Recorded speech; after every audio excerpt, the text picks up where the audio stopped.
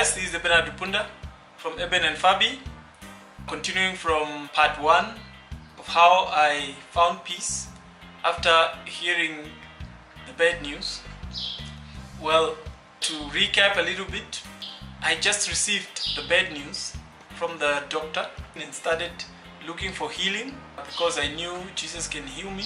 This is where I was introduced to the awkwardness of coming back from healing crusades and healing meetings back on the wheelchair. So that was stage 1. Stage 1 was characterized by those. Now stage 2, as I said at the end of my last video, was realizing that this was going to be a journey. And this didn't happen in one day, you see. It took time for me to realize that this was going to be a journey. I didn't believe that this was going to take a long time. So I knew this was just going to be a brief time of being injured and eventually I was going to recover. But as you see, that was not the case. I came to a point where I realized it was going to be a journey.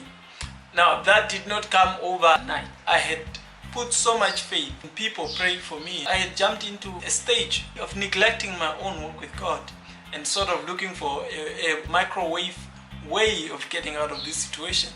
And the microwave way for me was going to some notable healing ministers and they just waving their hands on top of me and me receiving healing. There's actually provision in the Bible.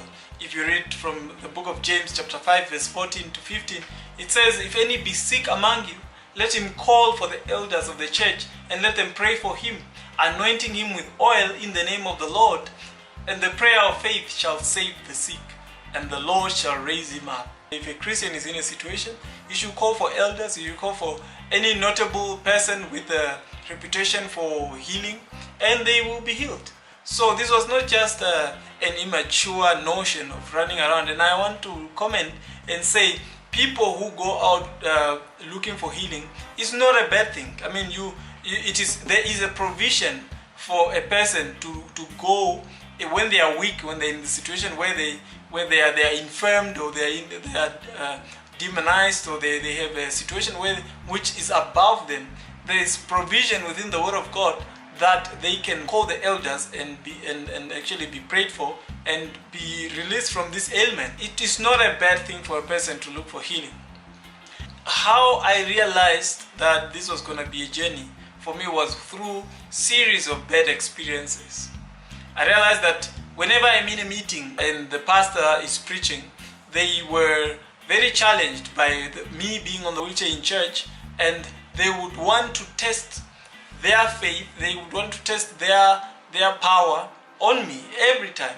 And many times this is what happens. Whenever someone prays for you or prays for someone who's infirmed and they didn't see any notable shaking or any notable physical immediate manifestation, they are challenged to have to say something at the end. They are challenged to have to, and then many times they will create their own doctrines just to kind of console you, to put you down, to help you understand that this was going to come, and many times some will move in a negative kind of theology where they will tell you that God is teaching you a lesson and you have to be in this situation for so and so such a time until you have learned such and such a lesson.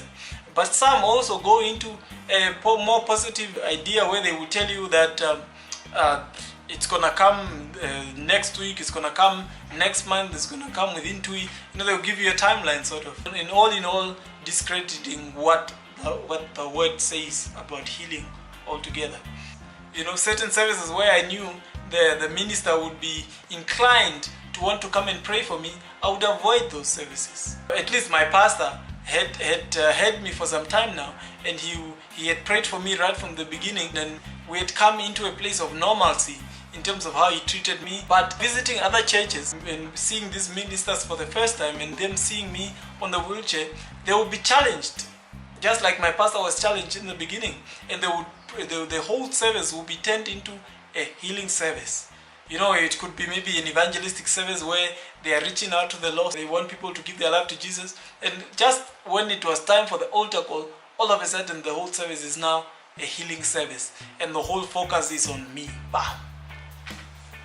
being yanked out of the wheelchair, held in my arms for a few hours, just being prayed for and being prayed for, and everyone being encouraged to pray and pray, and the whole service just being a dramatic service where afterwards there's so much exhaustion and so much tiredness from this whole ordeal.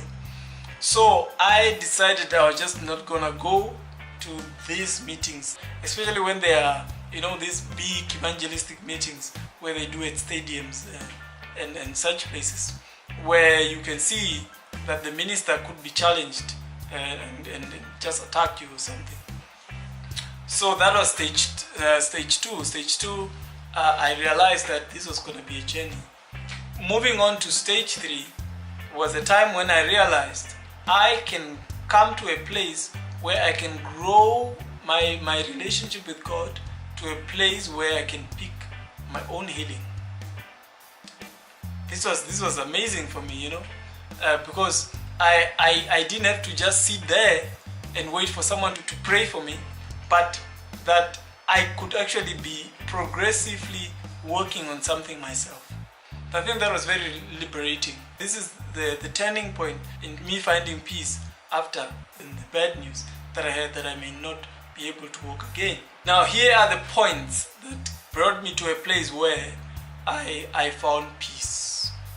The first point is the fact that through Jesus Christ, God has already released healing, and healing is available for anyone for the picking. And all we need to do is just to learn how to pick it up. Reading Isaiah chapter 53 verse 5, and also repeated in 1 Peter chapter 2 verse 24, Jesus was wounded for our transgression, he was bruised for our iniquities, the chastisement of our peace was upon him, and with his stripes we are healed. And in 1 Peter it says we were healed, meaning we were healed when he was being beaten with his stripes. Healing was not hinged on God, but it was hinged. You can actually go to elders and they pray for you and you will be healed. So it was not God holding back or withholding healing from us. In Mark chapter 16 verse 17 to 18 that says, these are the signs that will follow them that believe. In my name shall they cast out devils, they shall speak with new tongues, they shall take up serpents, and if they drink any deadly thing, it shall not hurt them, and they shall lay hands on the sick, and the sick will recover. God is not holding back healing to some people and giving others healing. No, healing is available and is in the hands of the believers. It's in the hands of the elders. It's in the hands of anyone who can persist and pick it up. So here's a dilemma now. Healing is available. So what keeps everyone from getting healed? The whole idea where my trouble was coming from, where my peace was taken away from me, was that healing is available, but it is not manifesting in my life. What is the problem? So there is the quandary right there. Zeroing into Mark chapter 4 verse 26 to 29, so is the kingdom of God, as if a man should cast seed in the ground, and should sleep and rise night and day, and the seed should spring and grow up, and he knoweth not how that happened. For the earth bringeth forth fruits of itself, first the blade, then the ear, after that the full corn in the ear. But when the fruit is brought forth, immediately he putteth in the sickle, because the harvest is ready. So we hear in this parable here talking about the word being the seed. The seed is thrown in the ground, and this seed stays in the ground, and the farmer sleeps, go on and mind his own businesses, and the seed is just in the ground. And then the farmer later will see that there's a blade, and then there's an ear, and then there's a whole corn from this seed that he planted. And the farmer would have nothing to do with that but to sow the seed. The words that we are talking about here is the word like the word that is in Mark, for example, that it says, these are the signs that will follow them that believe. That is a word from Jesus himself. And then again we hear from James chapter 5, where it says, if any be sick among you, that's another word. That's another release from the heart of God. Such a word, planted in your heart, which is the ground, will at some point produce a fruit where you will come and harvest. How does that work? These began to be the things that began to bring hope in my heart. That as a seed, the word that I'm reading, the word that I'm putting into my heart, they are sown in there and they will one day bring results out of that. How does that happen? I mean, will everyone hear the word? Does that mean everyone will at some point be healed? There was another level to this thing. Through what I learned from the life of another man in the Bible. In Genesis chapter 5, verse 21 to 25, the Bible talks about a man called Enoch. And it is spoken about this man, that this man walked with God. He was not seen, for God took him up, for him not to see death, for him not to experience the decay that I spoken about in the first video on why I'm still on the wheelchair. You see, in that video I'm saying that the reason why all the bad things are happening in the world is because of sin that brought decay into the world, decay that brought death. Now, Enoch did not experience this decay that was brought in by this sin. How was that possible? This is hidden in one word, which is written in Genesis chapter 5, which the Bible says, and Enoch walked with God. See, the word walked with God in the Hebrew is the word halak or halak. This word, it has many connotations and many translations, but one of its very relevant translation, which you can use right now, is to be conversant. If you look up conversant, you will see that conversant means to having frequent or customary intercourse, familiarly associated or intimately acquainted, or one who converses with another. The Amplified Version also, the same verse, Genesis chapter 5 verse 23, adds, after the word walked, they add a line there saying, in habitual fellowship with God.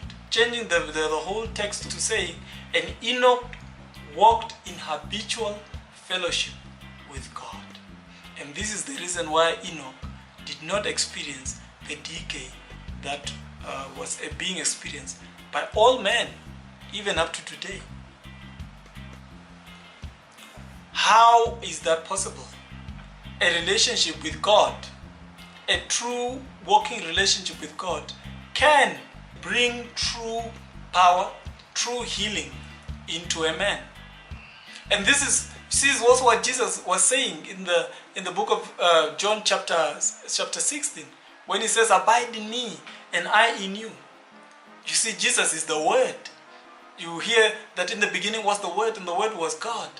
See, him being the Word that we just spoke here, that the Word being the seed sown into hearts of people through a relationship, it can bring a place in your life. You pick up not only healing, but a life that is free from decay, a life that is full of immortality. How is that possible? This is through a relationship, a true fellowship relationship with Jesus himself. And not a religious time where you read the Bible and you talk, because there are dangers here. There are people who had faith in faith. There are people who had faith in confessing the scriptures. I had faith in confessing the word and telling people that I'm going to come back healed, and even being rude to some people, because I believe that was faith. But all those things are a religious form of way where you are believing in other things other than having a true relationship with God. You see, a true relationship with God produces true life. It produces in you an ability to reap from the fruit of life itself that will produce in you regenerating powers that will regenerate any organs in your body that might be affected by decay, that might be affected by an accident, that might be affected by any form of disease. You could be surprised and say, well, you were born again. I mean, you had a relationship with Christ already. And I will tell you, yes, I was born again. But I did not have a personal relationship with Christ. This is something that it's a personal relationship with the Word. Not the Bible, but a word from God. A personal relationship where you are hearing Jesus in a dialogue. Just like the seed is in the ground. That seed is having a relationship with the soil until it produces a result. It's a relationship where you abide with a thought upon thought, word upon word, a relationship with Jesus Christ Himself, where your prayers are not just dry with you shouting in the sky, but Him responding to your prayers. This brought a lot of peace in my heart. I began to seek a relationship with God, a true relationship with God. I began to count the times where I knew for months and months I had not heard from God truly, and I would not have heard from God. I would not have heard His voice. I would not have heard an engagement with Him. But yet I would expect that healing would just come into my life. And this is what you see today. Many people have a religious relationship with God. They don't have a fellowship with God where they are having dialogues with God, but they are expecting their life to change. They are expecting their marriage to regenerate, for them to have joy and peace. No, it's not possible. You must have a personal relationship, an intimate acquaintance with Jesus Christ Himself. And this is how I came to a point where I found peace in my heart, even though I was told I may not be able to walk again. In fact, after seeing all these revelations, I began to pursue a relationship with Him, and I could see results. I could see even in the world where there are people who have seen results, who have had personal relationship with God. Nothing classical. We tend to believe in this popularized gospel that is put on TV, and we tend to believe in things that are finished and that are presented before. But there are some insignificant people who have had a relationship with God. And I can think of many examples right now. But lately I found one on the internet that sparks joy in my heart. And this is a story about a prayer group that is happening in a little shop in Dalton, Georgia. This prayer group, they have been praying together for their city and their region. And they have been seeing miraculously oil dripping from the wall.